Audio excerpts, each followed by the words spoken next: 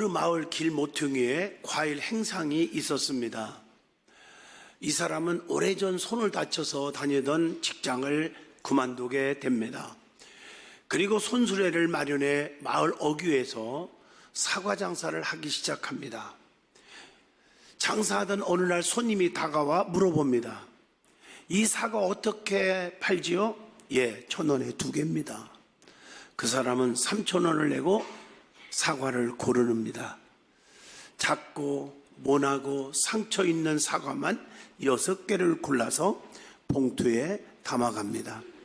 며칠 후에 그 손님이 또 와서 똑같이 그렇게 사과를 작고 모나고 상처난 것만 골라서 담는 것입니다.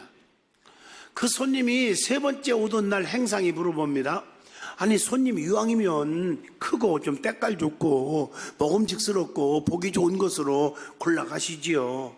손님은 행상이 하는 말을 듣고도 그냥 웃으면서 여전히 작고 시들고 모나고 못생긴 사과만 골라 담으면서 이렇게 말을 합니다.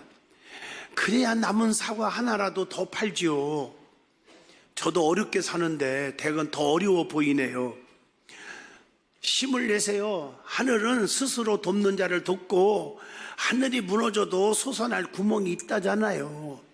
그 말을 듣는 순간 그 사과 장사는 숨이 멈춰졌습니다. 그리고 그만 눈물을 왈칵 쏟고 말았습니다.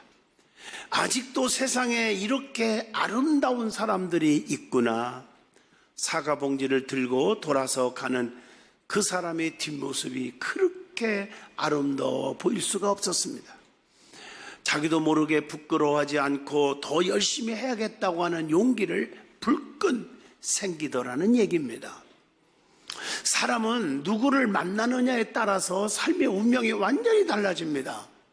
미국에서 통계를 낸 것이 있는데 처음 이민 갔을 때 공항에 나온 그 마중 나온 사람의 직업에 따라서 그의 평생의 직업을 선택하게 된다는 거예요. 식당 하는 분이 마중 나왔으면 그분은 평생 이민 생활 식당하고 산다는 거고, 세탁소 하는 분이 나왔을 때는 그분은 평생 세탁소로 살게 되고, 그분이 주유소 하는 분이 나와 있으면 평생 주유소하고 산다는 거예요. 여러분 미국 가보면 알지만 한국 분들이 영어가 짧기 때문에 하는 직업 뻔해요. 세탁소, 주유소, 또 근로소리 이런 거. 조금 더 부지런한 사람은 새벽에 일어나서 생선 가게 이런 걸 되게 많이 해요. 근데 누구가 나를 마중 나왔냐에 따라서 완전히 직업이 바뀐다는 거예요. 그렇기 때문에 세상에서 살아가면서 누구를 만나느냐가 매우 중요합니다. 그래서 결혼하는 처녀 총각들은 꼭 살펴야 할 것은 애모를 보고 좋아 죽고 난리 법석 떨지 말고 상대방의 환경을 볼 줄 알아야 한다는 거죠. 특별히 어떤 친구와 교제하고 있는지 아주 중요합니다. 놀기를 좋아하는 친구와 교제하면 평생 놀기만 좋아하고 가정도 돌아보지 않고 그렇게 산다는 거예요. 그렇기 때문에 성도는 누구를 만나느냐가 엄청 중요합니다. 교회 안에서도 믿음의 사람, 인격을 갖춘 사람, 겸손한 사람, 기도하는 사람, 입만 열리면 남을 칭찬하고 입만 열으면 남을 높여주고 이런 인격적인 사람 만나야 신앙이 바르게 자랄 수 있는 줄로 믿습니다. 더욱더 중요한 것은 아무리 실패하고 포기하고 싶은 상황에 부닥친다 할지라도 꼭 만나야 하는 분이 계십니다. 그분만 만나면 우리의 운명이 싹 바꿔집니다. 가난한 자가 부함을, 미련한 자가 지혜로움을, 눈먼 자가 다시 보게 됨을, 병든 자가 치료함을, 죽을 자가 살게 되고 실패자가 성공되고 그런 역사가 일어납니다. 그분이 예수 그리스도이십니다. 성경을 보면 그분을 만나서 모두 다 변화받고 구원을 받고 축복을 받게 된 자들이 엄청나게 많이 기록되어 있습니다. 특별히 오늘 본문 말씀은 삭개오에 대한 말씀을 전하고 있습니다. 삭개오의 직업은 세리라고 했습니다. 지금은 전혀 아닌데 그 당시에 많은 사람들에게 세리들은 억지로 세금을 걷거나 빼앗고 자기 욕심만 채우기에 바쁜 탐관 오리 같은 자들이었습니다. 조금 이해를 돕기 위해서 설명한다면 그 당시 체계가 세리들에게 세금을 예를 들어서 10억을 걷어라 그러면은 그 이상을 더 걷어서 나머지는 다 네 거다. 이 잘못된 제도가 있었어요. 그러다 보니까 그렇게 욕심이 생긴 거예요. 그런데 사케오가 예수님에 대한 소문을 들었어요. 그분을 보고 싶어 무화과 나무 위까지 자존심 버리고 올라가요.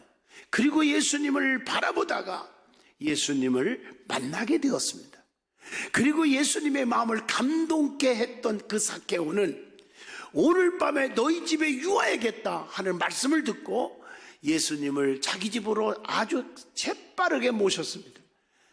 그리고 예수님을 만남으로 변화가 일어났고 구원의 가정이 된 줄로 믿습니다. 얼마나 달라졌습니까? 남의 것을 뺏은 거, 토색하고 능욕한 거 있으면 생각만 나도 4배나 갚아주겠고 내 재산 반절을 딱 잘라서 가난한 사람에게 주겠다고 했습니다. 그리고 주님으로부터 아브라함의 자손이요 구원의 자녀가 되는 축복을 받게 된 줄로 믿습니다. 오늘 본문을 통해서 사케오의 변화 그리고 그가 받은 구원이라는 제목으로 저와 여러분이 깊은 은혜의 시간이 되고자 합니다. 자, 그러면 저나 여러분이나 마찬가지입니다. 은혜 받기 전, 즉 예수님 만나기 전의 삶과 이후의 삶이 달라져야 하거든요. 여러분들이 달라지지 않았다면 교회 헛다닌 것입니다. 오늘 여기서 이 사케오가 예수를 만나기 전의 삶을 한번 먼저 살펴보려고 합니다. 여러분, 사케오의 이름이 원뜻이 뭔지 아세요? 나는 깨끗하다, 이런 뜻을 가지고 있어요. 사케오의 이름은 좋으나 아름답게 못 살았습니다. 사케오는 세리장으로 자기 욕심을 부린 탐관 오리요 죄인이었습니다. 자, 자기 세리장의 지위의 권력을 남용해서 돈을 버려들인 자입니다. 그리고 남을 억울하게 했습니다. 이런 사케오였어요, 지난 날은. 그런데 사케오가 예수님 만났고 은혜를 받게 되었습니다. 어떻게 해서 이렇게 은혜를 받게 되었을까? 어떻게 변화가 되었을까? 그 과정을 한번 살펴보고자 합니다. 첫째로 사케오는 주님에 대한 소문을 듣고 주님께로 나오게 되었다는 사실입니다. 여러분, 성경에 소문 듣고 변화되고 수지 맞은 사람들이 너무 많거든요. 그래서 예수 믿는 사람들은 좋은 소문을 내는 사람이 돼야 되고, 좋은 소문을 듣는 사람이 돼야 되고, 좋은 소문을 내는 사람과 교제할 줄 알아야 돼요. 그래야 행복이 오는 거예요. 여러분, 성경 보세요. 마태복음 9장 20절로 21절 보면 12년 동안 죽기만 기다리는 불쌍한 혈루병 여자가 있었어요. 근데 예수님에 대한 소문을 잘 듣고, 어머나 그분 만나면 난 살겠다, 내가 그분 앞에 가서 옷깃만 만져도, 살짝 만져도 나는 살겠다는 그 믿음이 생겼어요. 정말. 그래서 그는 예수님 만나서 살았지 않습니까? 열왕기하 5장 3절에 보면 나만 장군은 죽을 병에 걸린 거예요, 한센병에. 그런데 계집종을 잘 만난 거예요. 여러분, 집구석에도요 좋은 사람 잘 만나야 돼, 종도 잘 만나야 돼. 이 계집종이 엘리사 목사님을 소개하는 거예요. 그 소문 듣고 엘리사 목사님 앞에 찾아가서 7번 요단강에 목욕하라. 목욕하는 순간 죽을 병에서 깨끗이 낫고 살았습니다. 만약에 소문을 못 들었다면, 엘리사의 그 계집종을 믿지 않고, 하나님의 능력을 믿지 않고 주의 종을 우습게 여기는 사람이 집구석에 들어왔다면 아마 죽었을 거예요. 그냥. 굉장히 중요한 진리입니다. 그래서 소문을 좋게 내는 사람과 사귀고 교제하는 것이 축복인 줄로 믿습니다. 두 번째는 자존심을 다 버리고 돌무화과 나무에 올라갔어요. 남들이 볼 때, 야, 저 삭개오 도둑놈 탕관오리 저기 있네, 손가락질 할 거 아니겠어요? 잘 보이니까. 그러거나 말거나 내가 주님 만나야 돼, 이런 마음으로 그 돌감나무에 올라가서 주님을 만납니다. 여러분, 주님 만나기를 원한다면 체면이고 자존심을 버려야 합니다. 주님 만나기를 진정으로 원한다면 계급장 떼어놓고 물질 많은 거, 많이 배운 거, 이거 다 내려놓고 겸손하여야 합니다. 주님을 만나기를 진심으로 원한다면 주님만이 나를 위로하고 나의 죄를 용서하시며 축복하시는 분임을 확신하여야 합니다. 죄인임을 고백하는 자가 은혜 받는 거예요. 고린도전서 15장 10절에 내가 나된 것은 하나님의 은혜로 된 것이니 내게 주신 그의 은혜가 헛되지 아니하다고 했습니다. 베드로는 은혜를 받고 나서 어떻게 했습니까? 나는 죄인이로소이다 고백을 하면서 누가복음 5장에 주여 나를 떠나소서 나는 죄인입니다 라고 고백을 합니다. 세 번째, 주님의 음성을 들었으면 그 말씀에 순종했다는 거예요. 삭개오야 속히 내려와라, 오늘 내 집에 유하야겠다. 오늘 본문 5절이에요. 여러분, 그 돌감나무에, 빽빽한 나무에 삭개오만 올라갔겠어요? 제가 거기 가보니까 뭐 그런 비슷한 나무가 여기저기더라고요. 다닥다닥 올라갔을 거 아니에요. 주님은 중심 보시는 거예요. 건성으로 형식적으로 올라간 게 아니에요. 구경꾼으로 올라간 게 아니에요. 교회 안에도 예배 드리러 오는 자가 있어요. 얼굴 보면 알아요. 은혜를 사모하고. 예배를 보러 오는 자가 있어요. 습관적으로 주일 지키고. 구경꾼 신자처럼 헌금이 많이 나왔냐, 적게 나왔냐, 많이 모였냐, 적게 모였냐. 예? 여러분, 그런 거 하는 게 아니에요. 내가 하나님께 영광이에요. 구경꾼 신자가 되지 않기를 축복합니다. 사모하고 그 주님을 사모하는 간절함을 주님이 읽어본 거예요. 내려와, 내려와. 내가 오늘 저녁에 이 많은 사람 중에 너희 집에 갈게. 이렇게 된 거예요. 여러분, 이렇게 뽑힌 자 되는 역사가 있기를 바랍니다.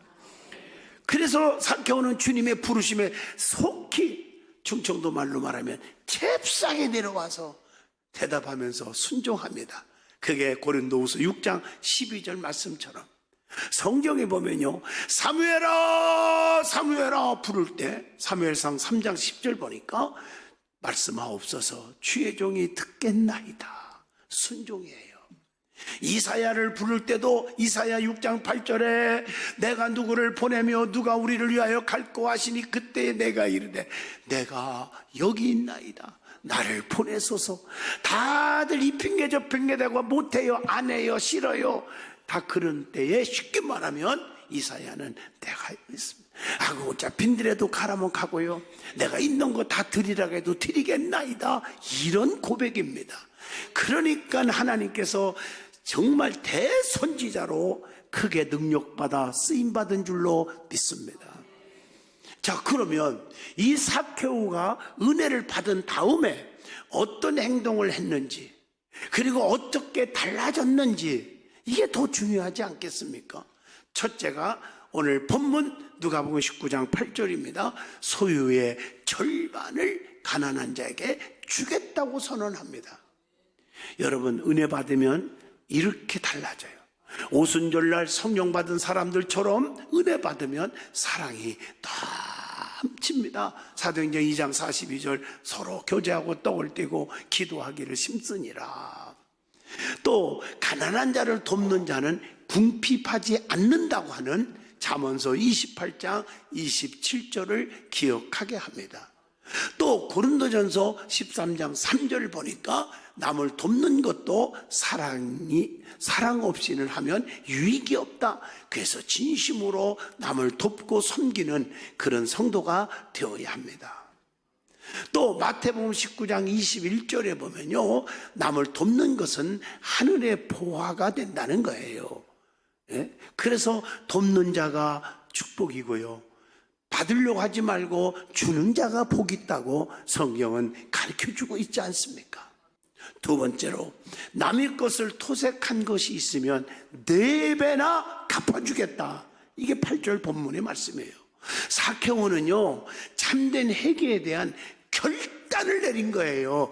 내 재산 반절 잘라서 세상에 가난한 사람에게 나눠준다. 이게 쉬운 줄 아십니까? 반절은 그만두고 100분의 1도 못할 거예요.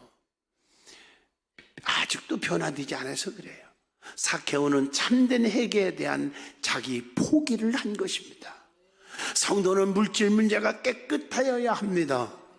나는 우리 아버님 하늘나라에 가셨지만 10남매 놓고 가정예배 때마다 차라리 고압수를 만지는 게 낫다. 11조 하나님 것 건들지 마. 하나님 것뿐 아니라 남의 것 건들지 마. 또 하나님의 물질에 대해서 헌금에 대해서 건들지 마라. 철저하게 교육받아서 오늘날 제가 축복 속에 자손들이 살고 있는 줄로 믿습니다. 여러분, 이걸 아셔야 돼요. 물질에 대해서는 깨끗하게 사시기를 축복합니다.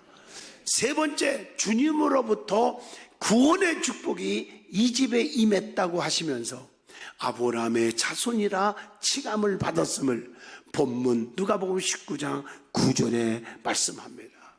여러분, 시편 37편 39절에 보니까요, 죄인의 구원은 하나님께 있습니다. 주님은 잃어버린 자를 찾아서 지금도 구원하려 함이라고 본문 10절에 말씀합니다. 자, 그러면 진심으로 진정으로 주님을 만나면 뭐가 있죠? 변화가 된다는 사실이에요. 우리 성도들이요, 은혜 받으면 변화가 일어나야 돼요. 그런데 10년, 20년, 50년을 다녀도 변화가 안 되는 분들이 있어요. 무슨 변화가 일어나야 할까? 첫째, 심령의 변화가 일어나야 돼. 그래서 주님과의 관계가 변화되는 거예요. 누가복음 7장 38절 보면 주님 앞에 나와 눈물로 발을 적시게 되었다고 했습니다. 이게 변화예요. 주님의 말씀에서 영생의 진리를 진심으로 발견하게 되었단 말이에요. 요한복음 6장 68절. 그래서 내가 주님 앞에 가까이 갈 수밖에 없어. 우리가 누구에게로 가오리까? 이런 말씀을 하게 되는 거예요.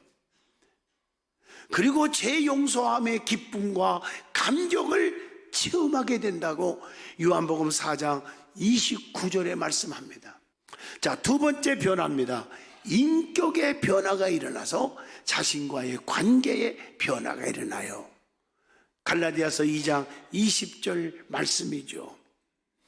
그래서 고린도후서 5장 17절에 누구든지 그리스도 안에 있으면 새로운 피조물이라. 이전 것은 다 지나갔으니 보라 새 것이 되었도다 라고 고백합니다. 이제는 내가 사는 것이 아니요 내 속에 그리스도께서 사신 것이라고 갈라디아서 2장 20절에 고백을 합니다. 고린도후서 4장 16절에 보니까 낙심하지 말으라. 우리의 겉사람은 낡아지나 우리의 속사람은 날로 새로워지는도다 라고 말씀합니다. 그래서 또 고백합니다. 로마서 14장 8절에 우리가 살아도 주를 위해 살고 죽어도 주를 위해서 죽나니 그러므로 사나 죽으나 우리가 누구 것입니까? 주의 것이로다라고 말합니다. 그래서 우리는 염려 근심 걱정할 이유가 없어요. 빌립보 4장 13절 내게 능력 주시는 자 안에서 내가 모든 것을 할 수 있느니라. 믿어집니까? 세 번째, 생각의 변화가 일어납니다. 은혜 받은 사람은, 예수님 진짜 만난 사람은 요한복음 4장 29절입니다. 그래서 에베소 5장 9절에 빛의 열매가 뭡니까? 모든 착함과 의로움과 진실함에 있느니라. 착함, 진실의 생각으로 꽉 차야 돼요. 오늘날 많은 사람들은 생각이 잘못됐어요. 가난주다가 예수님의 사랑을 듬뿍 받았어요. 그런데 돈 욕심이 생긴 거예요. 사탄이 예수를 팔 생각을 넣어줬을 때 사탄아 물러가라고 물리쳐야 되는데 사탄을 받아들인 거예요.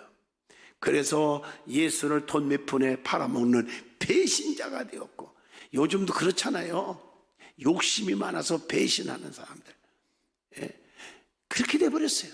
그래갖고 어떻게 됐습니까? 비참하게 버림받고 제자들의 이름에서 지워져 버리고 죽어버렸잖아요. 사랑하는 성도 여러분, 꼭 기억하시기를 바랍니다. 어떤 생각을 하느냐? 영의 생각만 하란 말이에요. 영의 생각.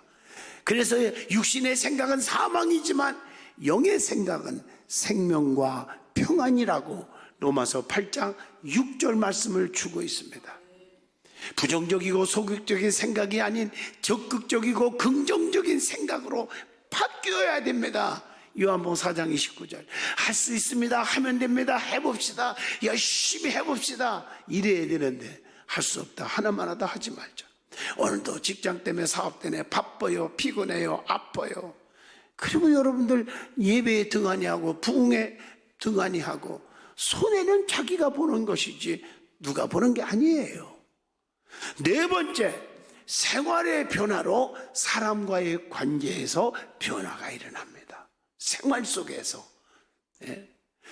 사케오처럼 소유의 절반을 가난한 사람에게 주고 남의 것을 토색한 거 있다면 4배로 갚겠다고 하는 본문 8절이 여러분 가슴에 와닿아야 합니다. 성경은 말합니다. 마태복음 5장 44절에 보니까 너희 원수를 사랑하며 너희를 박해하는 자들을 위하여 기도하라, 그렇게 말하고 있지 않습니까?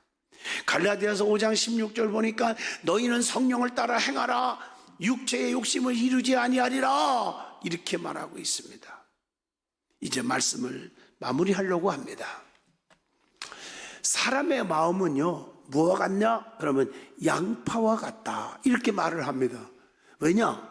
마음속에 가진 것이라고는 자존심밖에 없으면서 뭔가 대단한 걸 가진 것처럼 큰 소리 뻥뻥 치는 거란 말이에요. 그리고 그 자존심을 지키기 위해서 고집부리고 불평하고 화내고 싸우고 다툽니다.